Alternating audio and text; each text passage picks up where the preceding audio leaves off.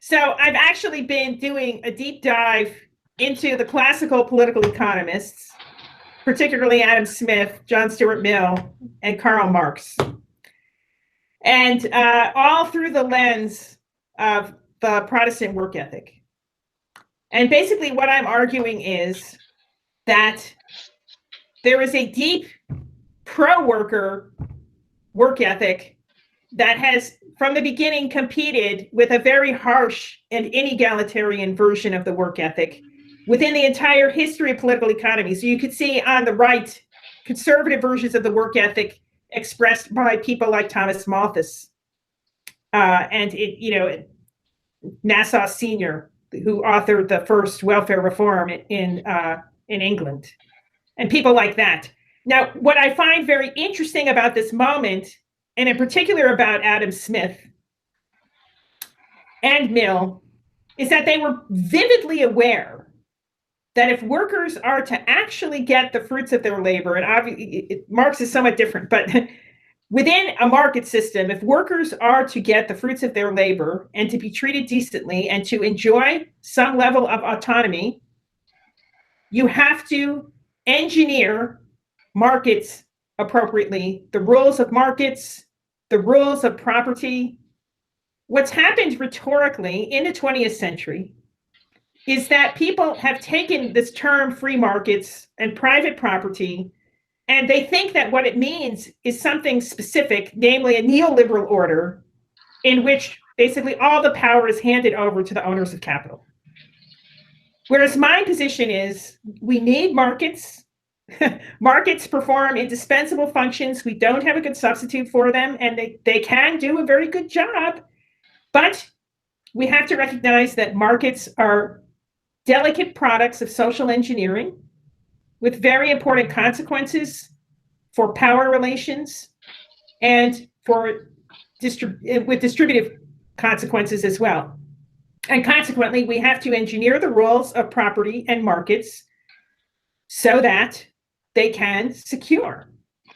But do you think classical liberals don't you think that classical liberals would understand engineering the market as a sort of top-down intervention and not an emergent order bottom up? Look, I just think it's illusion.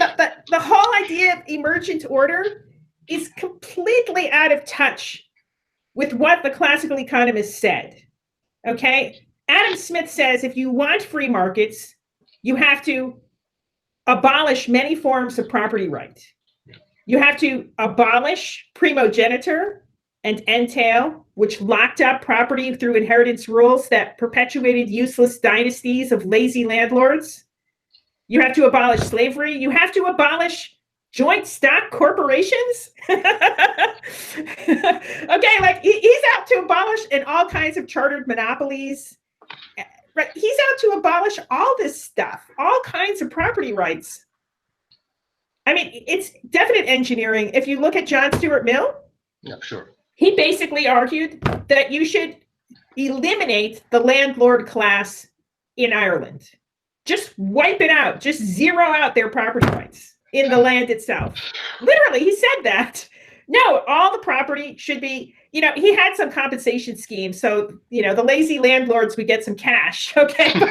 But they would no longer own the property. The property should be owned by the people who work it, namely the Irish peasants. He was a huge advocate for peasants, and that required a radical restructuring of property rights in Ireland. Related to this, they're all in favor of engineering these things, engineering property rules, engineering markets. They're vividly aware that these things are constructed by law, and they have distributive consequences, profound distributive consequences, depending on how you design the rules. And they very consistently argue that the rules should be designed to secure for workers good wages, a decent standard of living, right? Dignity, autonomy, opportunities for advancement, and the cultivation of their talents. That's what they wanted. Now, you might argue, okay, they didn't see far enough, and so the rules that they proposed weren't good enough. But of course, these people are they're good empiricists. Okay, so we try this, and if it's not good enough, we can go back and re-rig the rules. Yeah, There's no question, though, that they're in favor of rigging the rules in favor of